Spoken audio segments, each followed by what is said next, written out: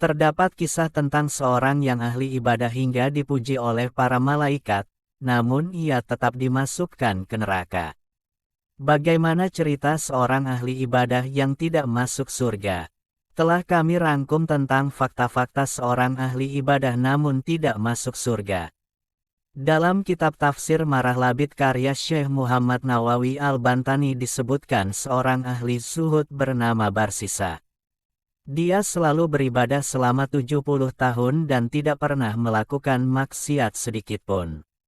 Suatu hari iblis ingin menggodanya dengan menyamar sebagai ulama yang kemudian datang ke kuil Barsisa dan memanggilnya namun tidak dijawab. Barsisa tidak berbuka puasa kecuali setelah 10 hari dan tidak berhenti beribadah kecuali setiap 10 hari sekali. Barsisa didatangi iblis. Setan berusaha mengambil perhatian Barsisa dengan berpura-pura sholat dan beribadah di kuilnya selama 40 hari. Setan pun beribadah bersama Barsisa di kuil dan tidak berhenti berpuasa dan beribadah kecuali setelah 40 bahkan 80 hari. Barsisa pun merasa kagum dengan ibadah setan. Kemudian setan mengajarkannya doa untuk mengobati kesembuhan dengan tujuan mengganggu ibadah Barsisa. Pada suatu hari, setan mengganggu seorang gadis dengan mencekiknya lalu keluarganya mendatangi Barsisa. Barsisa pun berdoa dengan doa yang telah diajarkan setan. Setan pun pergi dan tidak mengganggu gadis itu lagi.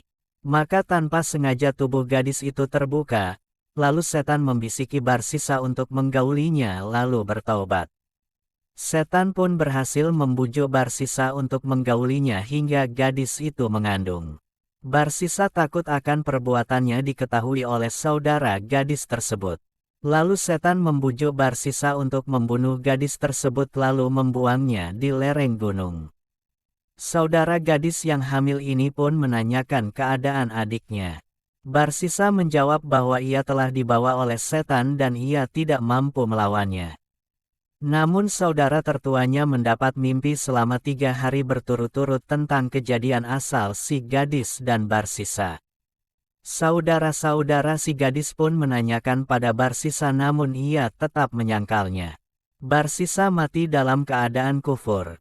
Kemudian setan mendatangi mereka dan memberitahukan kuburan adiknya.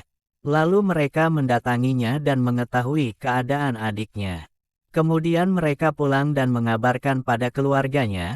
Mereka bersama pasukan mendatangi kuil Barsisa dan menghancurkannya.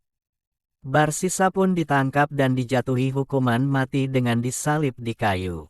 Saat hendak disalib, setan pun mendatanginya dan memerintahkan Barsisa bersujud padanya agar Barsisa terlepas dari siksaannya. Barsisa pun bersujud di hadapan setan dan wafat dalam keadaan berpaling dari Tuhannya kufur. Allah berfirman dalam Qs. Al-Hasir 16-17.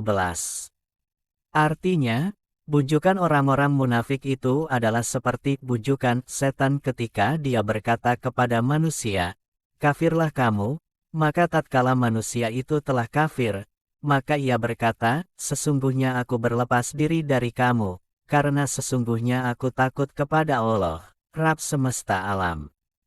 Maka adalah kesudahan keduanya, bahwa sesungguhnya keduanya masuk ke dalam neraka, mereka kekal di dalamnya.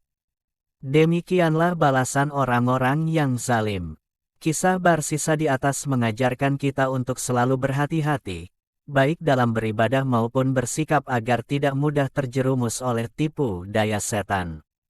Seorang ahli ibadah yang tidak memahami ilmu fikih dengan baik dan wirai lebih mudah digoda daripada seorang ahli fikih sebagaimana terdapat dalam hadis kitab Sunan Ibnu Majah.